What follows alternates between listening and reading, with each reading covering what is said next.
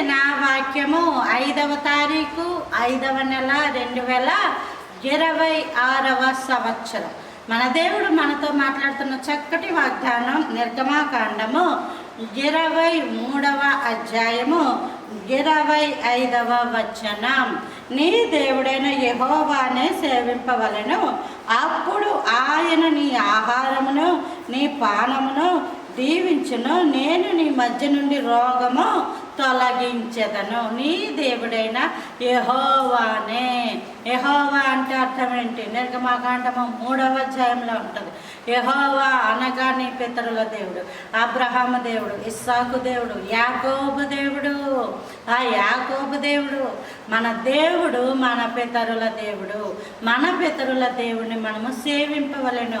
నీ హృదయంలో దేవుడు ఉండాలి. ఆ దేవుడే యెహోవా.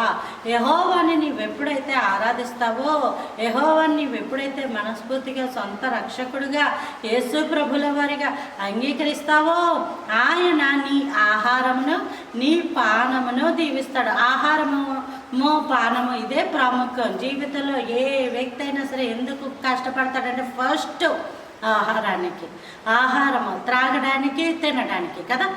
కాబట్టి ఇశ్రాయేలీలు కూడా అరణ్యంలో ఆహారం కోసమే కదా, మాకు మాకు మాంసం పెట్టు, అది పెట్టు, ఇది పెట్టు అని అడిగేవారు. అలాగే బండ నుంచి నీళ్లు, ఎంత దాహమో కదా. అవును, అరణ్యం కదా, రాతి నేల మీద వాళ్ళు నడుస్తూ ఉన్నారు కదా. మన జీవితాల్లో కూడా ఎక్కడికైనా ప్రయాణానికి వెళ్ళండి, కొంచెం ఒక పూట అటు ఇటు అవ్వేసరికి ఎంత ఆకలేస్తుందో, ఎంత దాహం వేస్తుందో కదా. కనబడినవన్నీ కూడా కొనుక్కోవాలని అనిపిస్తుంది. కానీ మన జీవితంలో ఆత్మీయ ప్రయాణంలో మనకి ఆహారమును ఈ పానమును ఇచ్చేవాడు దేవుడే. అంత మాత్రమే కాదు, ఆయన నీ మధ్య నుంచి రోగమును తొలగిస్తానంటున్నారు. నువ్వు దేవుని నమ్ముకుంటే నిన్ను స్వస్థపరిచే యెహోవానే నేనే అని వాగ్దానం ఇచ్చారు.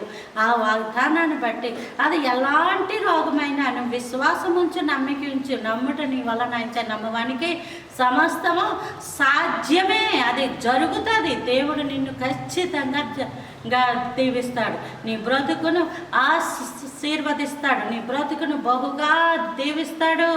కాబట్టి నేను నీ మధ్య నుండి రోగంను తొలగించదనన్నాడు. అట్టి కృప దేవుడు మనందరికీ అనుగ్రహించును కాక. Praise the lord. ఆమేన్.